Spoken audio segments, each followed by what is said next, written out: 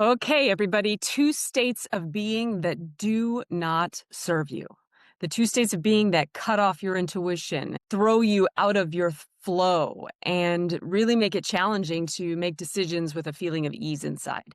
First one, pressure, the state of pressure. Pressure can look like many things and it can take many different forms depending on who you are. We all have our unique versions of how we bring pressure in or how we allow that energy to affect our state of being. And I know for me, one of the ways, the key word for me is right, trying to get something right.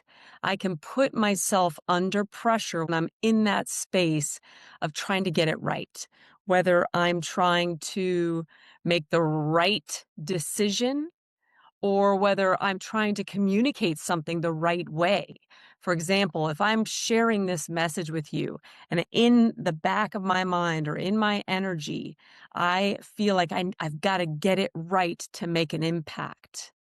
That is already putting me up in my head. That is already cutting me out of the flow of just communicating what it is that I have a feeling to share. And my service to people is not about getting them up in their head. Yes, I want to create a foundation of understanding, but my service is about balancing that understanding with the ability to help people live and breathe what it is that I'm sharing. And so if I'm up in my head trying to get something right, of course I'm going to put you up in your head. So naturally, if I just relax and I allow myself to flow and I don't create the pressure of, I got to make an impact, then it allows me to be in a space of flow and freedom and just channeling whatever it is I need to channel to share. Another instance of that, I already shared it, is trying to make the right decision. So if I'm in that space of this is the right decision and this is the wrong decision, that is already creating pressure because that's polarity. And the reality is if we zoom back out to some of the things I talk about we're here as energetic beings just learning and growing. So if I'm just here learning and growing, and this is a beautiful playground for me to play and to experience and to learn and to grow, then no decision I make is wrong. Um, I will gain something from it. Always, I will grow in some way. And the decisions that I'm making, that perhaps I'm making for other people, also aren't wrong. I have children, so I'm making decisions on their behalf sometimes.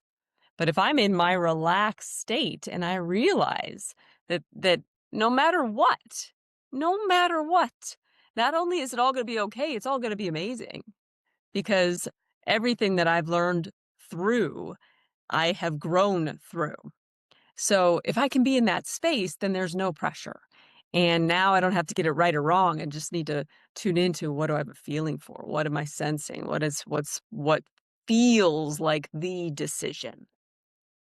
Another way that I know I can put myself under pressure, and I'm sharing these examples because you may relate, is timing or time, feeling a lack of time or feeling like somehow I'm missing my timing in something. And there is a beauty about, again, being in our flow and in the rhythm. And when you're in that flow, you feel that timing is on. But as soon as I start to create this mental pressure of I don't have enough time, or the time, like now I'm in my head about my timing is off, that will then just create more pressure. It's like a self-fulfilling prophecy. And then I can also put everything else outside of me under pressure. The people around me, I can put under pressure because I'm under pressure. So those are two examples of how you can create pressure for yourself. I'd encourage you to stop this video and really inquire within what does that look like for me? How do I create pressure for myself?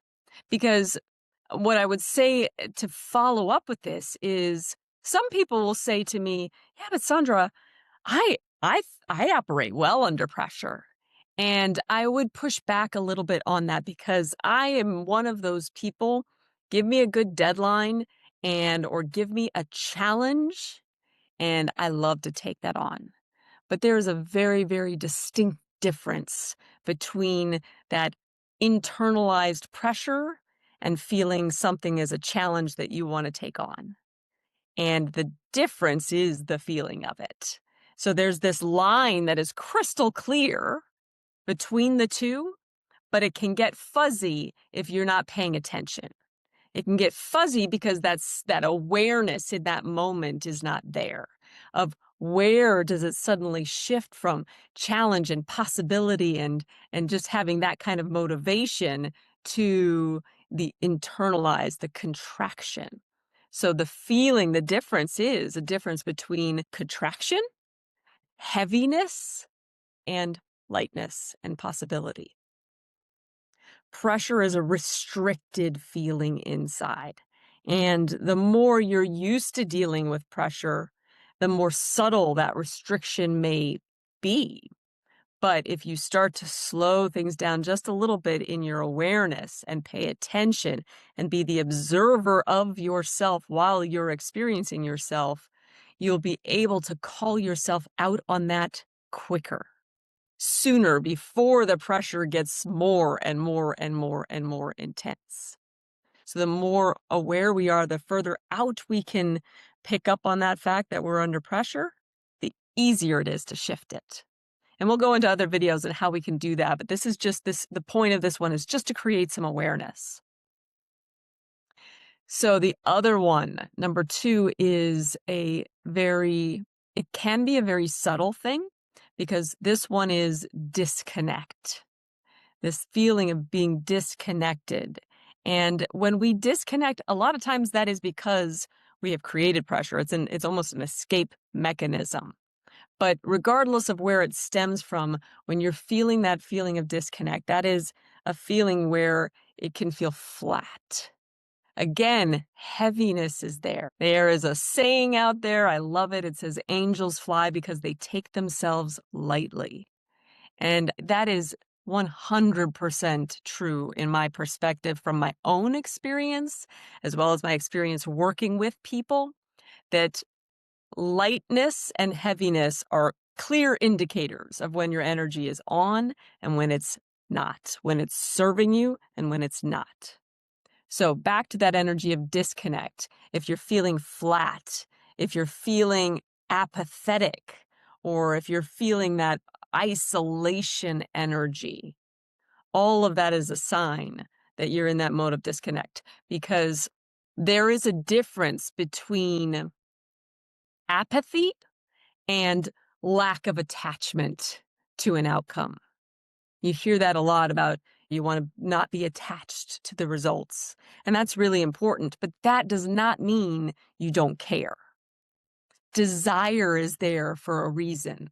We have true concern. I have true concern to be of service to all of you. I have true concern to back my children as much as possible. I have true concern to connect with my husband.